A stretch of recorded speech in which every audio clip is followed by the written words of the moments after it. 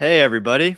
Welcome in. I'm going to give it a minute or so for folks to continue to join up. But in the meantime, drop in the chat where you're calling in from. So I say this every time. If you've been here before, you already know. But I'm based in New York City. We've got a stacked cast of Kilo team members here in the chat from all over the place. So always curious to see where everyone's tuning in from. And we'll get started in just a minute.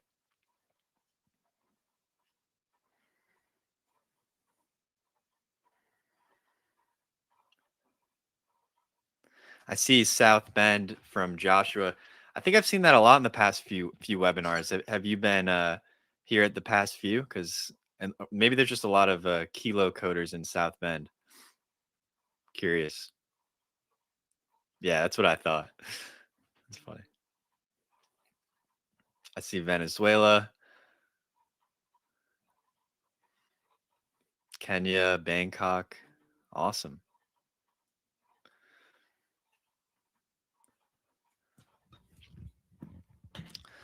All right, I think we can get started. So, welcome everybody. I'm Brian. I'm a developer relations engineer here at Kilo Code, and today we're doing the Kilo Show live. This is our variety show, an office hour session where we bring you product updates, special guests, and just generally talk about what's going on in the world of Kilo and agentic engineering. So, today we've got a packed show for you.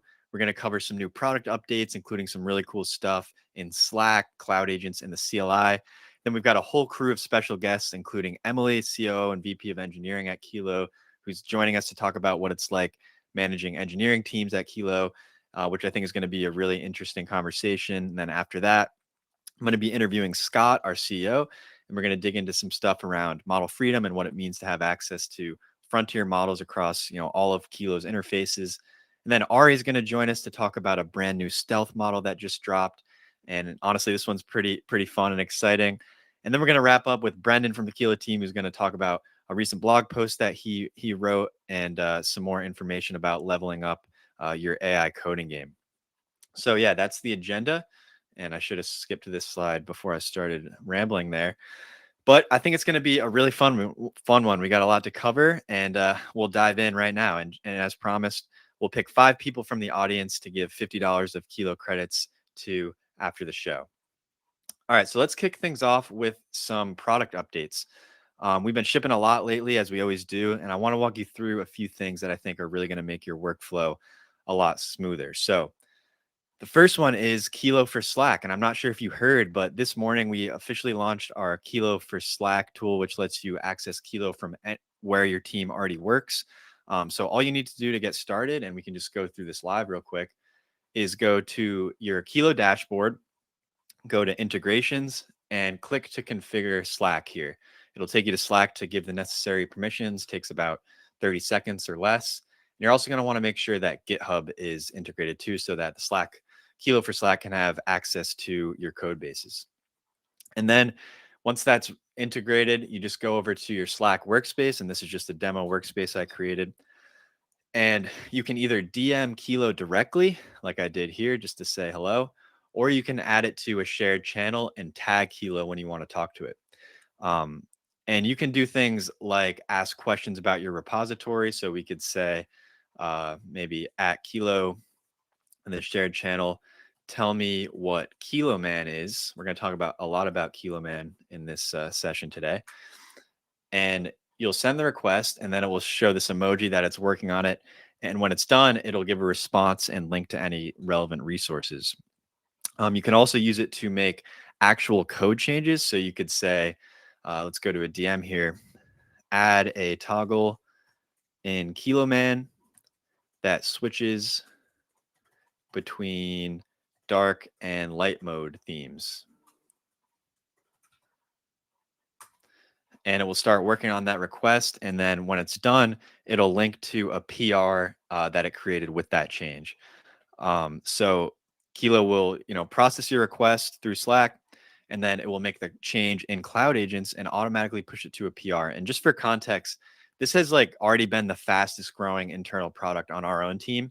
And I'd say personally, it's fundamentally changed how I work and I think how we work as a team and with Kilo. So for example, we use it for things like making quick changes to our landing pages, updating our docs or handbook.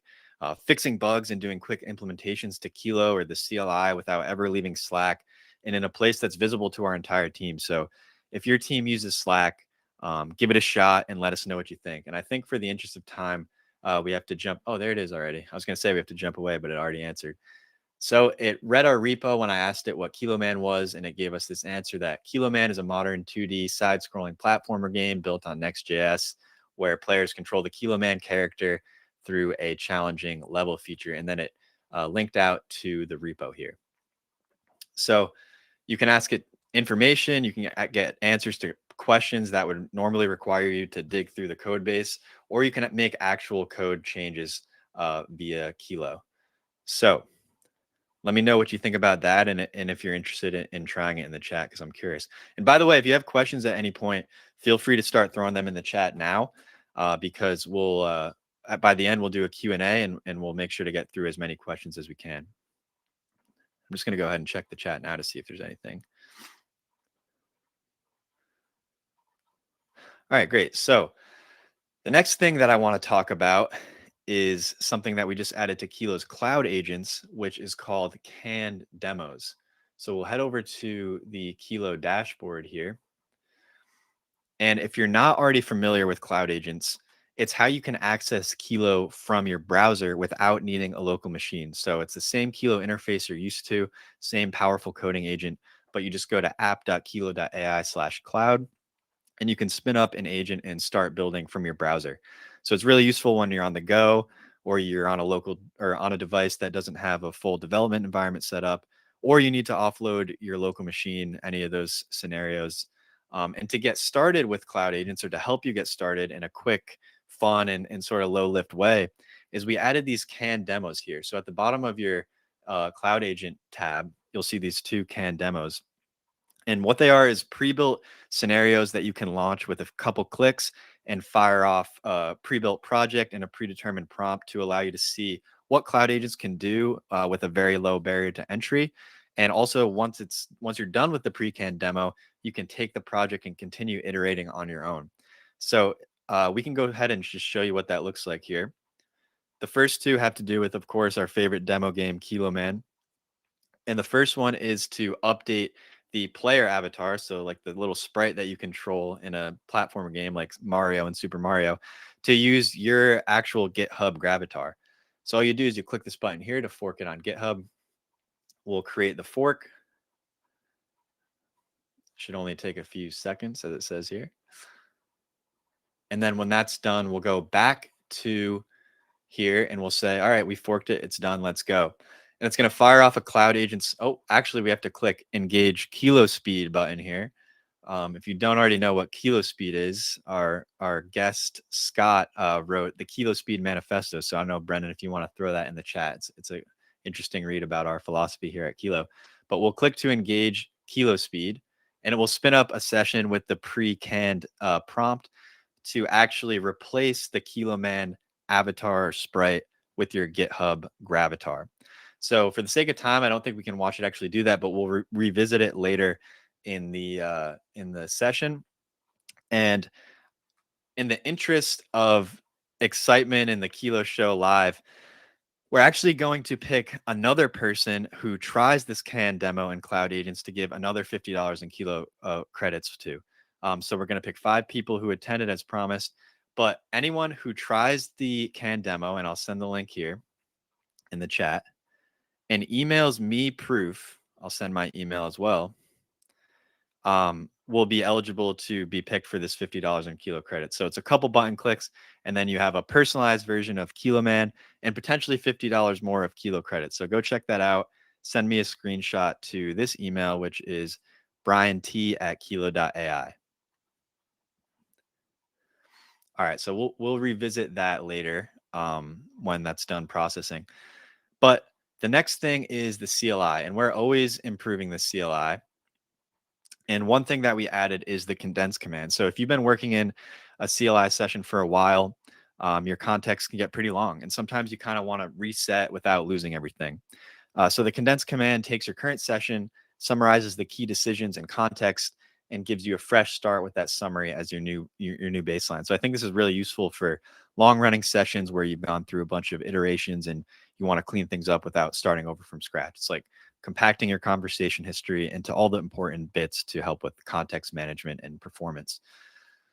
So we'll just show you what that looks like here. So I'm in the CLI, and we're in this is a little sneak peek of something we'll talk about later with Ari, but we're in a repo that is a different version of Kilo Man with a special little twist. And what we'll do is we'll open the Kilo CLI. We'll just type Kilo. And we're actually going to pull a session from VS Code. So I originally built this project in the Kilo extension in VS Code, and I want to resume it here in the CLI. So what I'm going to do is I'm going to use the session slash command, and we're going to list all our recent sessions.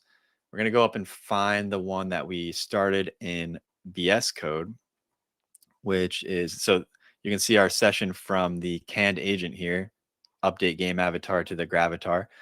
But we also have this session from the VS Code that I started for this game. So we're going to grab that session and we're going to go back and say session select. And we'll switch that session. And we can see that this is like a pretty robust session. So what we're going to want to do is use the condense slash command, and it'll automatically condense our conversation context into something that's a little bit more manageable so that we can take this big project and resume with better, more efficient context. So it's going to process for a minute, but I just wanted to note that the CLI is open source, like Kilo is. We're always looking for contributions, and right now we're doing a promotion where we're offering $500 in Kilo credits for whoever merges the most impactful contribution to the CLI, and $150 in Kilo credits for any merged contribution through the next couple of weeks. So if you want to contribute, you can learn how here. I'll send a link in the chat, and we'll help support you in building Kilo code. And if your contribution ends up getting merged, you'll get $150 in Kilo credits. And if as judged by the Kilo team, it's the most impactful community merge over the next couple of weeks, you'll get $500 in Kilo credits. So cool opportunity to help us build and for us to give back to our awesome open source community. So there's the docs I just sent in the chat on how to contribute to Kilo. And you can see, so the context was condensed here, and we could resume this session with a little bit more efficient context window. So real quick, before we get to our special guests, the next thing I want to talk about is our open source sponsorship program. So I mentioned this in the last webinar as well, but as I just said about the CLI, Kilo is proudly open source. We build in public. The code is on GitHub. Anyone can inspect it, contribute to it, fork it, whatever. And that's really important to us. We believe that openness is how you build trust with developers. It's how you build better software. And we also know that the open source ecosystem is much bigger than just Kilo. There are so many projects out there that developers rely on every day, ranging from those maintained by just one person in their spare time to OSS projects that have huge teams built around them. And we believe that all of them deserve the best tools to build in public like we do. So that's why we kicked off the Kilo OSS sponsorship program. The idea is pretty simple. We're going to be sponsoring open source projects and maintainers who are doing important work for developers, and anyone is welcome to apply. If accepted, depending on project size, contributor count, commit frequency, your project will be granted a combination of Kilo Enterprise, which ranges from $9,000 to $50,000 in annual value. Code reviews via Kilo's code reviews, with a range of those with free models to paid models like frontier models like Claude and all those great tools. And then for select projects, Kilo credits as well. So anyone is welcome to apply. I'll review every submission personally, and we'll help you get enabled with code reviews to start, and possibly in the future even more Kilo features. So something I'm really excited about, and there's already been a lot of interest on it. So if you maintain an open source project or you know someone that does, definitely reach out, and I'll send the site in the chat right now, or the landing page rather. All right, so next up, can we get a drum roll, is our very first special guest, Emilie Schario, who is the COO and VP of engineering at Kilo. So Emilie, would you want to hop on stage? Hello. How are you? I'm good. How are you doing today, Brian? I'm very good. How does it feel to be the first guest of honor on today's Kilo Show Live? Oh my goodness. For folks who don't know, this is my first time on the Kilo Show Live. It sounds like you've got repeat guests already. So, I know. uh, It's a big deal. Love to hear yeah, it. All right. So there's a lot of things I want to talk to you about today, and I think you have really valuable perspective on. And the first one is at Kilo, and I talked about this with Scott in our session last Friday, but engineers own features end to end. So how does that actually work day to day compared to traditional team structures or how teams used to operate in 2023? yeah. We'll start with like a really specific example around App Builder because Mhm. I'm a huge fan of App Builder. You've demoed it lots. Yep. Yevgeny is the engineer behind App Builder, and Yevgeny is focused on growing App Builder. That means Right. he is monitoring the metrics, he is setting the roadmap, he is talking to users, he is getting feedback. He is adjusting based on that feedback. And so he has the flexibility. At the end of the day, I might have feedback, you might have feedback, but Yevgeny is the one who is deciding what he's going to work on, prioritizing across different areas. Like he is the mini CEO of that product area. And that's the way we work, not just with Yevgeny, but all of our engineers who own product areas. Yeah, and personally, that's like super exciting style for me as someone more on like the marketing side of things because when I'm helping them facilitate and get the word out about these great products they're building, it really does feel like I'm talking to a group of 4 or 5 different founders and like as opposed to, the old style where everything was a little bit muddled and there was maybe less ownership and pride around those products. So that's been really fun for me. I think So yeah. I think what I'll add there, Brian, and I'd be curious what you think here is um, that it also reduces the back and forth because Evgeny doesn't have to run it by a product manager or someone else or escalate it to me, right? If you're having a conversation, he can make that decision and go fast. And when we talk about kilo speed and removing the friction at every step along the way, I think removing that need to go up a totem pole or get Mhm. approvals is one of the most obvious ways to allow people to go at kilo speed. Yeah, totally. I totally agree. And I think we touched on this with Scott last week too, is that's all kind of made possible by the fact that these engineers can manage their own team of agents Mhm. and agentic tools. But I do have a follow-up question on that, which is so this style of end-to-end ownership, does that ever create tension amongst engineers, like someone feeling protective of their feature or reluctant to ask for help? I think it could if you don't do it right. Right. But we've put the right incentives in place. Like at the end of the day, we are the Kilo team and Mhm. everyone operates that way. We've hired for that function, for that kind of mindset. Right. Um, we also require a PR review. So another engineer is always looking at a PR that you put up, which means there's some knowledge sharing going on there. There was some work on billing where two people like hopped on a call and paired on the problem, even though there's one engineer who's responsible for it Right. earlier this week. And then on call is the other thing is that we have one engineer on call at a time, and everyone's incentivized to make sure the on-call engineer has the information and context that they need. Right. Uh, because otherwise, the on-call engineer is going to have no choice but to wake you up at 3 o'clock in the morning, Right. and you don't want to deal with that, And so, Yeah. by I think we hire for team players, but we've also kind of made sure the right incentives are in place for people to want to work together to make sure other people have areas Right. or other people have that information they need to work on other areas. Right, and you don't only not wanna be woken up at 3 AM, also when it's your turn to be on call, you wanna make sure that you have the knowledge to handle Mm, what you gotta handle, right? mhm. Yeah, totally. So, follow up on that, we talked about how these agentic tools, really enable this end-to-end ownership. Are those tools also used during an incident, during on call, or is that still a lot of human intuition and panic? Uh, a little bit of this, a little bit of that, right? Yeah. When a page comes in or an incident gets called, I think engineers reach to all of their collective experience to help guide them what to do. Right.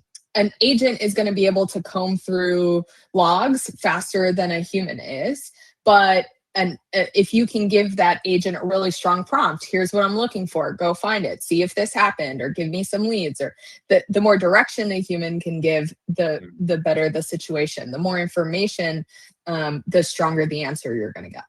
Right. So it's not about replacing the human or trying to take responsibilities away from the human, but trying to 10x their ability and basically enable them to do more with less time. Solve the incident 10x faster. Yeah, exactly. Mhm.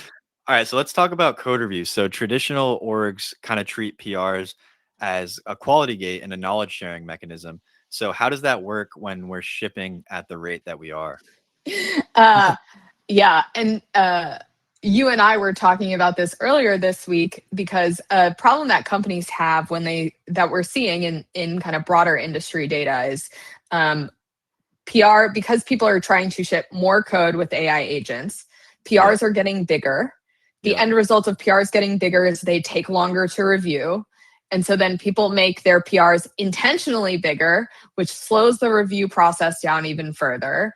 And you end up shipping code much slower than you would have been before. Right. Uh, and so our process at Kilo, like I mentioned, we do require a human review of PR, of Mhm. a APR, but the first reviewer is actually the person who authored the PR in the first place. So Right. as our engineers are working with Kilo agents, whether that's in the CLI or the cloud agent or VS Code or JetBrains or Slack, and anywhere they are, at the end of the day, the person putting up the pull request or the merge request on GitLab Mhm. is responsible for the quality of the pull request they're putting up. Right. So the So ownership has a clear line, and that's the first kind of reviewer, right. and then code reviewer can handle all the nits, the things that a human used to have to catch, and then your person who is reviewing it uh, is already reviewing something that has been reviewed twice. Yeah, no, that totally makes sense. And I am curious for the chat if this is resonating with how anyone works at their org or in their own personal development workflow. Definitely let us know, or if you have any thoughts, we'll answer those questions. But so yeah, we talk about moving fast, kilo speed. How do you prevent moving fast from becoming accumulate tech debt? It's so interesting because people always talk about this as an either or. Like, Right. oh, if you're going fast, you must be taking shortcuts.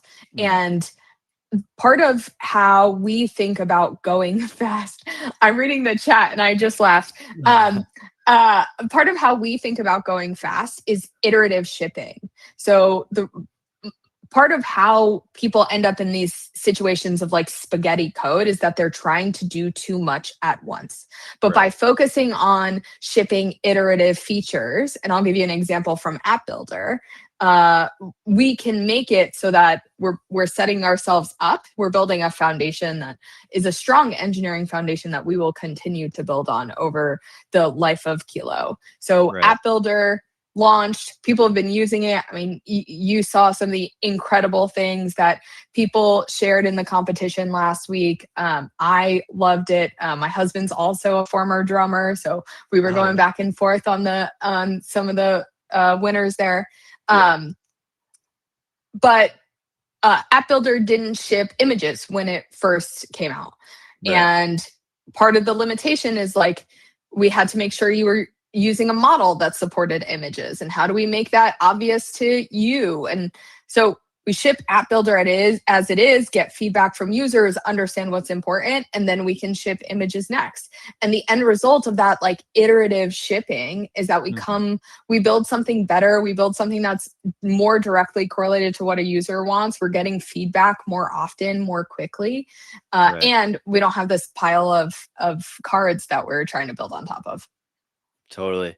And I think as a final question to make sure we can get to the other guest is, what's like one thing that you wish more engineering leaders understood about working the way Kilo works or working with the tools that are available in 2026? It's so counterintuitive. Like every time we started moving closer and closer to this model, I was like, we shouldn't do this. It's not going to work. We're going to run an experiment and we'll see. And it just feels so counterintuitive to say to actually work in this way of like, go run fast, keep me in the loop. Not really, like just do what you need to do. You are the decision maker, but Right. the end result is so much more impactful to the business, where our engineers do in a week what I've seen companies take months to do. No doubt. Yeah, so true. Thanks so much, Emily. I really appreciate the time. That was super insightful, and hope to have you back on the Kilo Show soon. Thanks for having me. Bye, Emily. All right, so that was awesome, and now it's time for our second guest.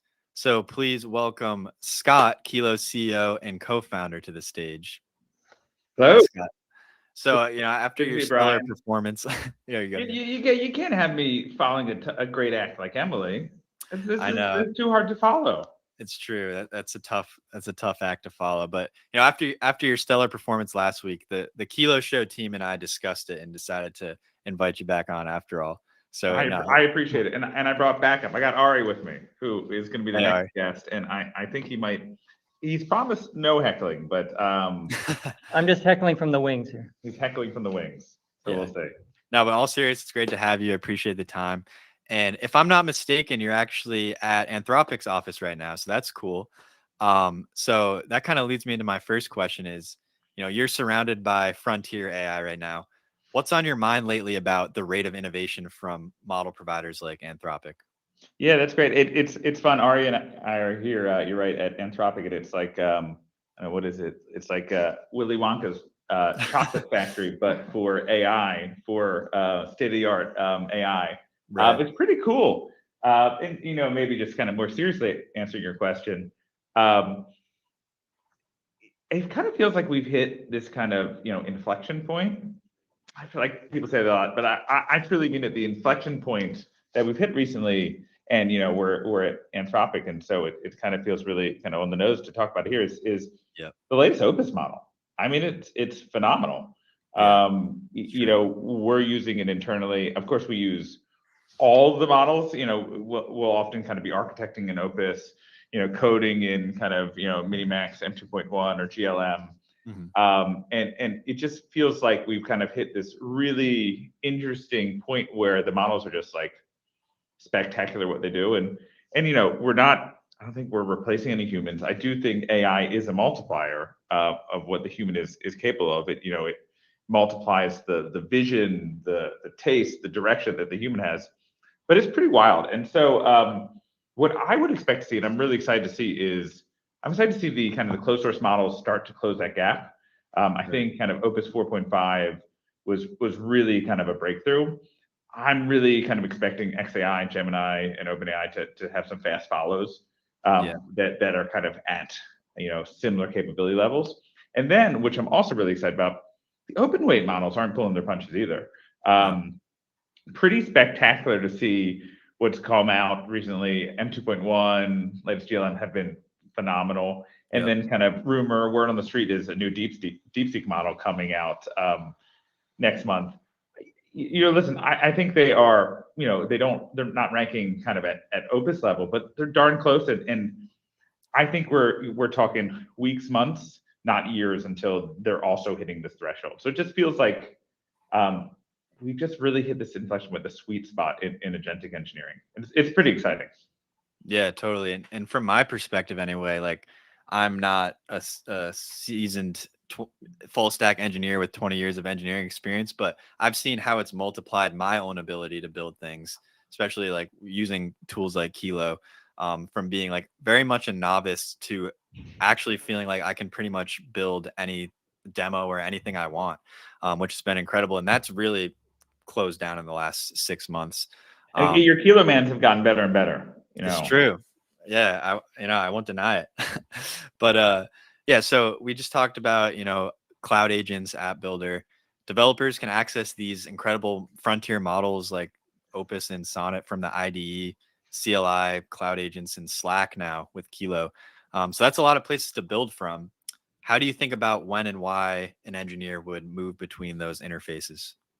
Yeah, I mean, I think that first of all, our philosophy has always been to have this end-to-end agentic engineering platform that meets you where you are, and that's kind of historically we've interpreted that as meaning if you're a VS Code person, VS Code extension. If you're JetBrains extension. If you can't live without the CLI, you'll be on CLI.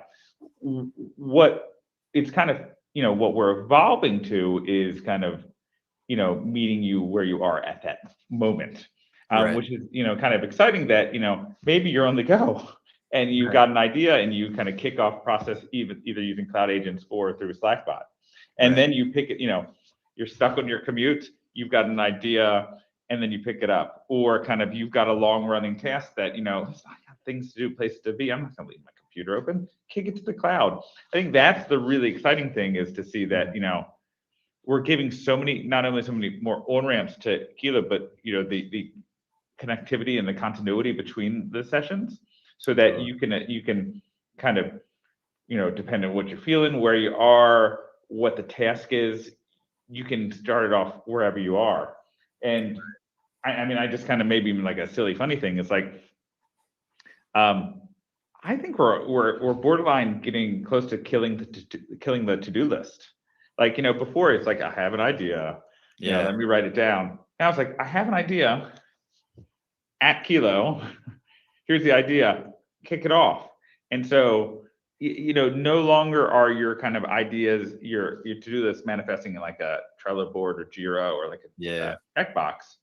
They're actually sitting as like pull requests waiting for your review when you're ready. And I think that's like we're just scratching the surface there, and I don't know what the the kind of the final stage of that looks like, but it feels pretty special. Totally. Like there was previously that level of abstraction. I've already seen it inside the Kilo org, where someone pings you about something, you're like, all right, yeah, I'll think about it, I'll do it later. And now you can actually you don't even have to ping somebody. You can just say at Kilo, do it. Yeah. Wild. It's crazy. And like the changes in my workflow and our team's workflow have already been just nuts. So I'm excited for other people to try Kilo for Slack. But yeah, so we're talking about all these other ways to reduce friction, making it so that you can access Kilo from all these different interfaces and work where you work.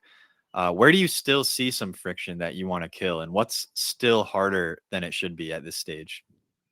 Oh man, I mean, I'm like we're friction hunters here. I think there's the process friction that I'll talk about Kilo speed and every single opportunity you give me. It's hunting, and this is like my 2026 like mission is kill the meetings, kill the memos, kill the kind of the long-lived kind of design documents. Right. We need to like, how do we get our engineers to be kind of having the time to do what humans do best, which is kind of have that vision, have that kind of taste, that architecture, and kick off to agents and not be bogged down in meetings. So that's huge. I think what I'm also really excited about is a few things like really doubling down on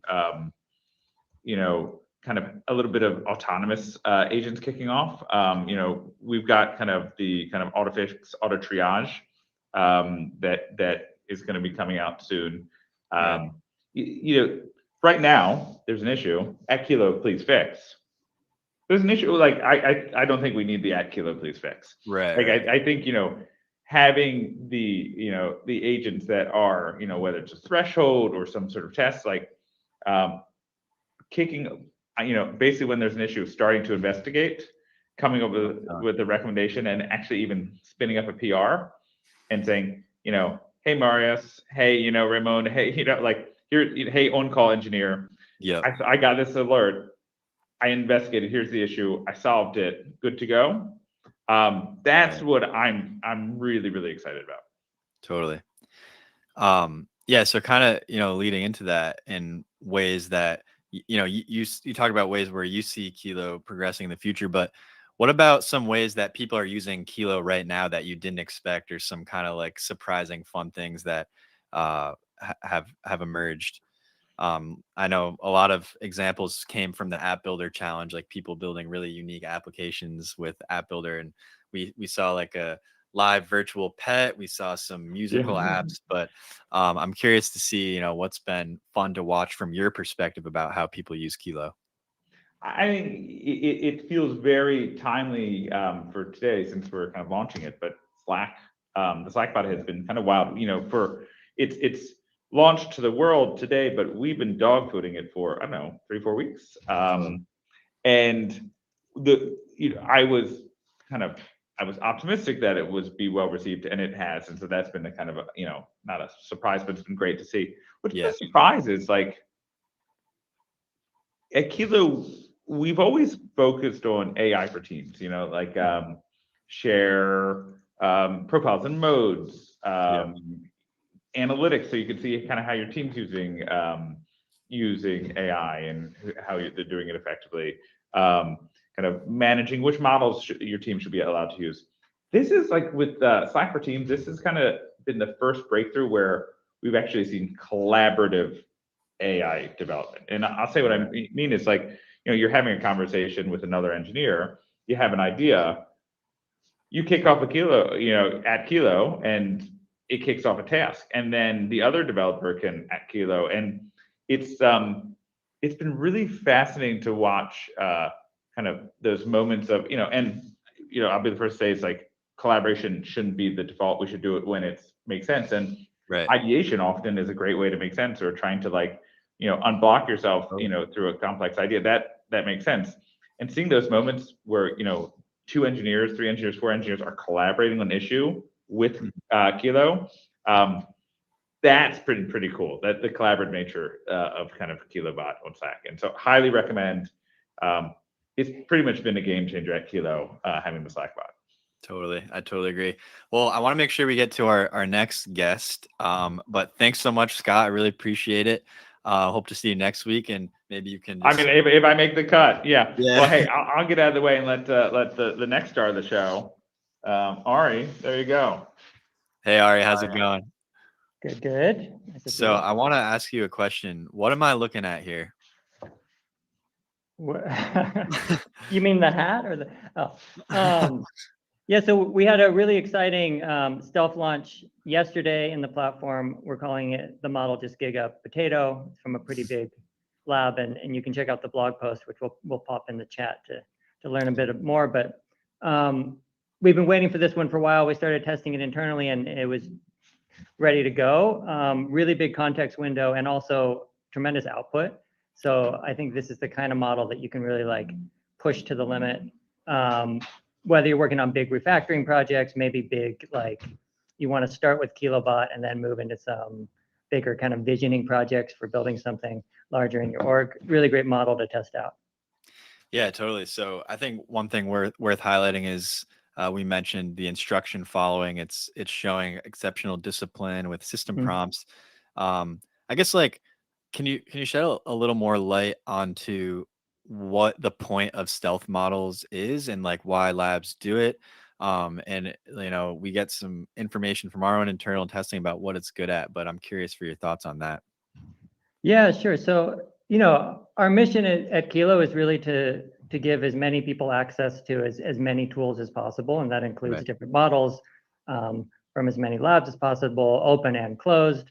And the idea with stealth launches is that we can give our users the ability to like really try stuff out. It's usually free, and it's a chance to kind of like get a sense for what's coming next and what like might be possible. And then of course the labs do get the ability to finish training their models. So that's the big thing.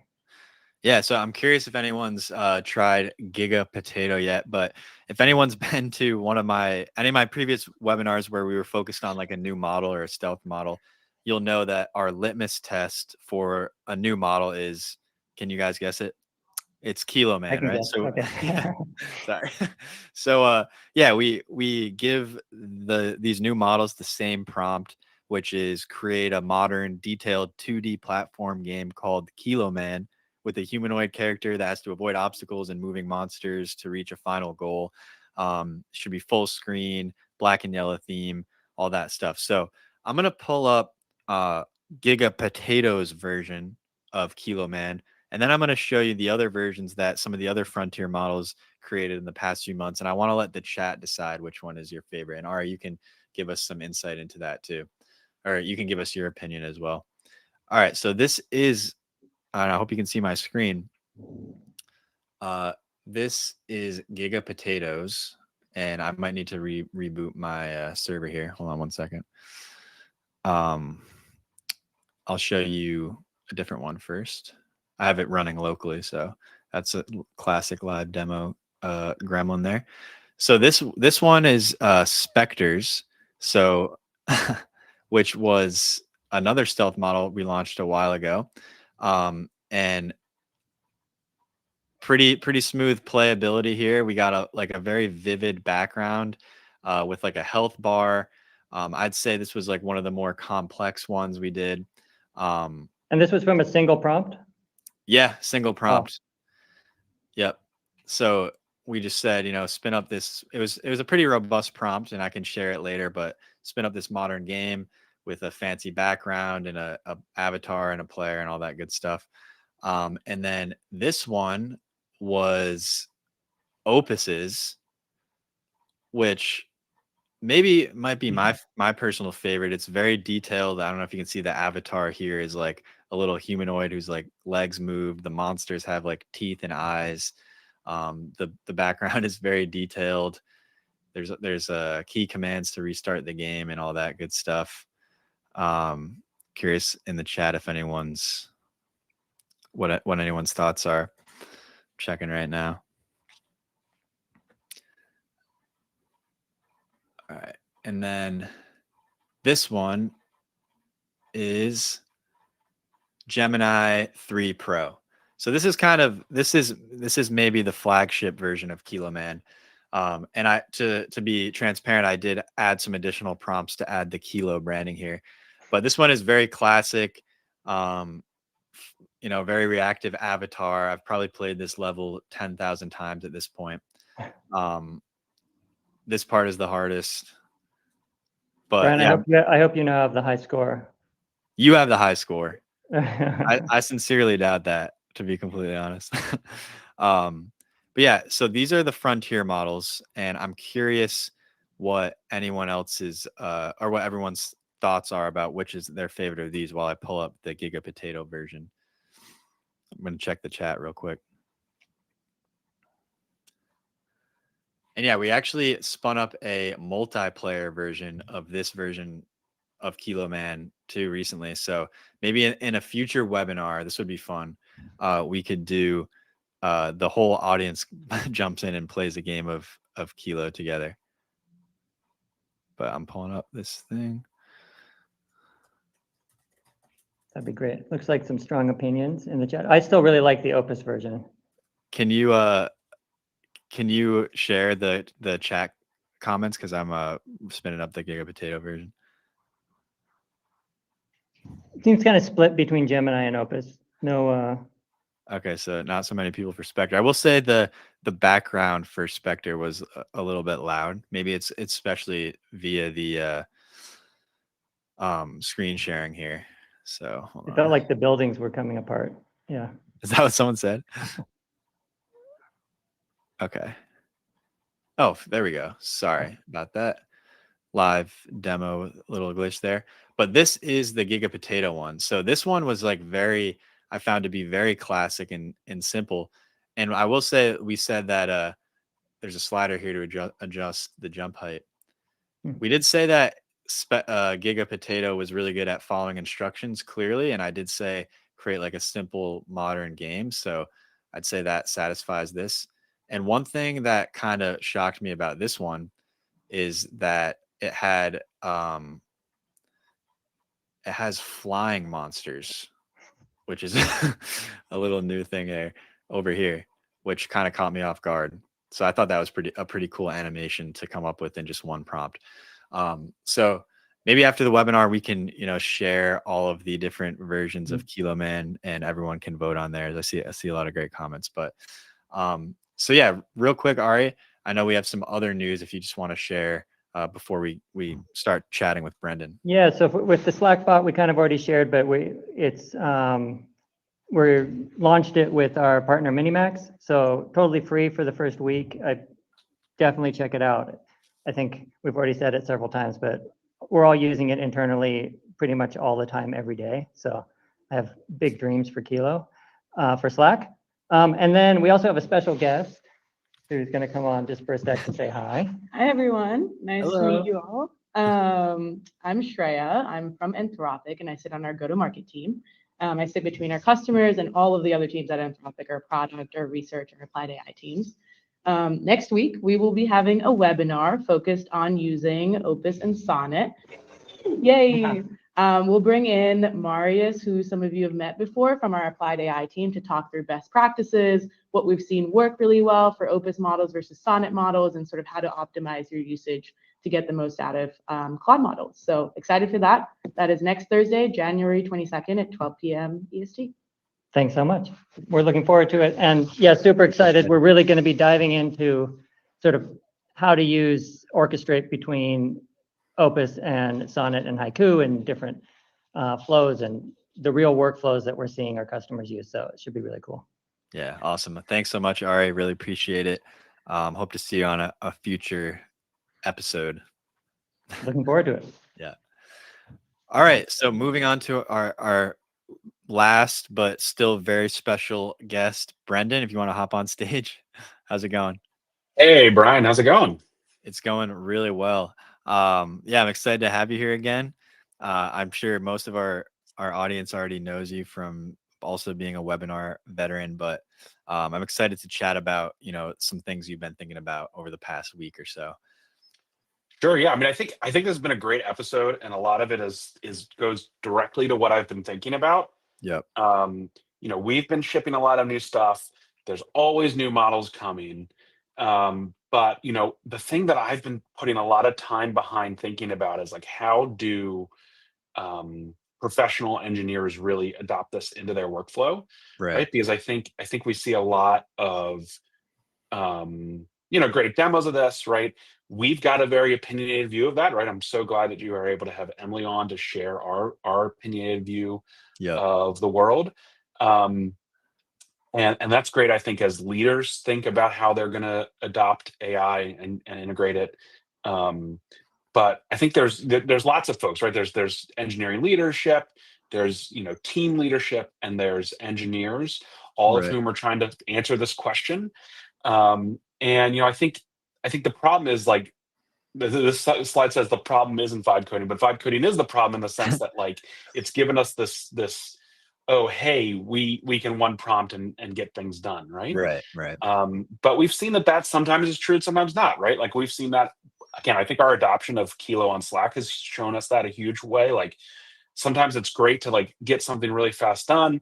I vibe coded a feature that, like, kind of failed pretty hard, right, with Kilo, trying to, like, add some functionality to our cloud agents, and it I thought it did a good job, and it did not do a good job. Yeah. Because I did not have enough context to give it the right context, right? And it really took the engineer who built that, Florian, to come in and fix that. And so we go to the next slide. I think there's, like, kind of two different ways of thinking about this. One is prompt engineering, yes, like getting a great prompt and asking the right questions. But the other key is, like, getting the right context to the agent is, I think, context engineering, and is, like, the most important thing when it comes to, like, how do I really understand and give the agent the best chance of succeeding with this goal, and give it the right paths. And so I think the practical tips, if we go to the next slide, I know we're coming up against time, so I'm gonna kilo speed this. Yeah. I think I think the practical tips there is being very specific about what needs to happen, using context features like we saw in the last one. That's managed indexing, that's the memory bank, that's agents.md, that's skills.md that got added. Like, get your repo to be, kind of AI ready by bringing in those specific things. a great example here is Alex on our go-to-market team. I was doing a presentation for a customer yesterday, I think, right? And Yeah. he has a slides.dev template for these presentations, and he's got this fantastic agents.md where I was able to say like, hey, I want to write a new presentation and these are my points, and it gave me like a great starting place. But that wouldn't have been possible if Alex hadn't had put in that work to like have Right. the agents.md. It's 20 or 30 lines of markdown, but it really gave it a great starting point. And then you've got to iterate and experiment. And so that brings me to the thing I really want to talk about today, which is this new project I'm working on called path.kilo.ai. And the idea is, again, folks can join this and get a lot of insight into what Kilo's building, but kind of the how of implementing this in your real life is something that I want to like have be community driven. So I'm trying to bring all the resources that I run into, that we've run into here at Kilo, that we've some of which we've created, some of which we haven't, most of which are very again community driven. To say if you click on like get started there, on the left we've got like for engineers, for team leads, and for executives. And so how do we think about these things depending on who I am? And then every one of these pages has a list, is like got some good key points, but at the very bottom of every one of these pages is resources to dive deep into the things that you really are looking for. And then every one of these pages also has a contribute button on the bottom and an edit page, because I'm looking for like, what are the great things that we may have not run into that you've seen that have helped change your perspective on, one of these things, so that you can dive right into GitHub and contribute directly. And the whole thing is Apache license. So I'm trying to like, again, make the entire thing a community driven set of resources. And like, some of us are chronically online. So if you go back 1 second and click on trends and patterns, for the non-chronically online that have been hearing maybe the word Ralph Riggum or spec-driven development, on the left there at the top, you'll see trends and patterns. And this is where I want to document all of those things, so that, again, you don't have to like feel like you have to read 1,000 X threads to understand why people are like putting Simpsons GIFs into your agent patterns. But and again, like that's a pattern that may work for some, may not work for others. But like, here's a place where we can gather great resources there. And I'm just finding some notes in the chat about it. I would love internationalization help. It's built on Astro and what is it? Starlight, which is their docs platform. So it has great international tools like built in. I am an American that speaks only English though. So like, yeah, I would love if you want path.kilo.ai available in your native language, hit me up Brendan at kilo.ai, or hit me up on the GitHub repo. 100% would take. And yeah, exactly, Christian. Like I want this to be something where we can explain this to our colleagues in a way that's not just, again, like, hey, check out this. Look, I love me some Kilo Man, and I think it explains a lot of the like hows to do this, right? Like, what is a great prompt? What is a model? What impact does a model have? But okay, how do I go apply that into my repo tomorrow? Like that's where I think path.kilo.ai could be a great, again, community-driven resource. So I've laid some foundation here. I would love to like no longer be the greatest contributor to this repo like next week. I'd love one of you watching today to be. This is so cool, and I'm super excited for it. And I think like something that I'm feeling and a lot of people are feeling is that things change so fast in this space. And maybe one of the only ways to keep up with it is to have community that's willing to help out and all work together. And this site looks great. I'm super excited for people to contribute, and I think there's a lot of people out there, and probably people that attend these sort of webinars that would be interested in this sort of content. So definitely everyone check it out, contribute, let us know what you think about it, because I'm super excited about this. Awesome. Well, thanks for having me, Brian. I really appreciate it. Another successful Kilo Show Live. Really exciting times. Yeah, for sure. We'll see you next week, I'm sure. All right, but last thing here is if you attended the webinar last week or you saw some of our emails about it, we did an app builder contest, and we also talked about it with Emilie and Scott, where we chose the winners last Friday, but we opened it up for honorable mention voting this past week. So we took all the projects that we liked that didn't place in the top 3. We put them on a site where everyone can vote. And I just wanted to flag that today is the last day to vote. So if you competed, go share it with your friends and family so you can, rally up the votes for your project, or go check it out. Go check out some of the apps that were, put there, and, play around with them. But, super excited about this challenge, and, go ahead and vote for your favorite, because voting closes at 11:59 p.m. Eastern time. So go check that out. And then, of course, join the conversation in Reddit and Discord. Me and Brendan and the whole Kilo team are in there all the time, chatting with people. Our engineers are monitoring the Discord, listening to all your feedback about our new features and the product. So definitely, we'd be excited for you all to join there if you haven't already. And last thing is Q&A. So I see we have some questions in the chat. I know we're way over time, but I want to take maybe a few more minutes if people want to stick around to ask questions. And I don't know, Brendan and Ari, if you're still there, you want to hop on and help me out with these. Yeah, sure thing. Can I come on as well? Oh yeah, of course. Sorry, Scott. Yeah. So I already answered a couple of questions, but maybe I'll while you're getting set on that, I'll just go ahead and answer some of those out loud. Yeah. So one was about reading about something on Twitter about Kilo subscriptions. So another thing that actually launched today and didn't quite make what would you call it, publishing time for the Kilo show is the Kilo Pass.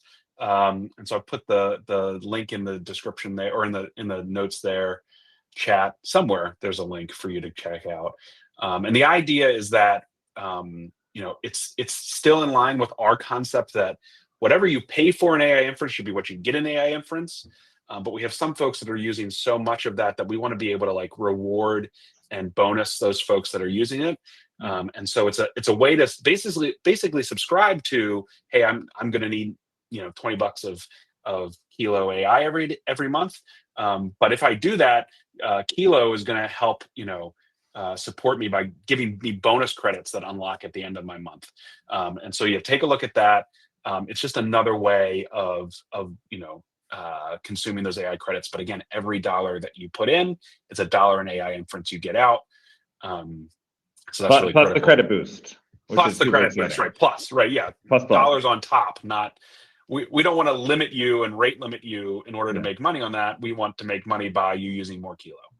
And so that's how it works. Yeah, thanks, Brendan. We'll definitely talk about that more in future Kilo shows. Someone asked, is it for personal organizations or both? Kilo Pass, yeah. So today, what's launching is for just people, right? For individuals, but there is a Teams and Enterprise version. If you're interested in that, you can click on the contact sales on our pricing page for Teams and Enterprise, and our team would be happy to discuss it for you. I actually just saw that we had our first agreement with a Teams and plus Kilo Pass come in today. So it is happening, but today you've got to talk to us on the Teams and Enterprise side. I assume that will change in the future, but yeah, that's how it is today. Yeah. I actually have a quick question for the chat that I just thought of. I'm curious what you all if you had to give me a topic to cover in a webinar or the Kilo show, what are you dying to learn about? Because we're doing a lot of webinars every week, and I want to make sure we're covering the stuff that you all actually are interested in. So throw that in the chat if you have any ideas or things you want us to cover. But I'm looking through the questions tab here. So someone asked, what's the best way to start with agent skills? Briefly mentioned that today, but we talked about it a lot last week. Someone said, would copying the official skills of Anthropic be a good start? I'm not sure if the format is fully compatible. So yeah, you can there's actually a skills marketplace that's pretty popular too. I think it's skills.mp, where there's thousands of skills that people posted on there for you to download for free. And yeah, they're all compatible. So all skills are is a markdown file that teaches the agent some parameters and confinements to do a specialized skill. So you can use any of the skills that you'd want to use anywhere else in the agentic landscape, including all the ones on the marketplace. And all you have to do is it's in our docs, but you create a .kilocode folder, you create another folder for skills, and then another for this for the individual skill. And whenever the Kilo agent wants to do something related to the skill, it'll pull that file, read it, and follow the instructions. So yeah, the marketplace is great. There's a ton of really cool, interesting things on there that I probably wouldn't have thought of myself that you can just download and throw in Kilo yourself.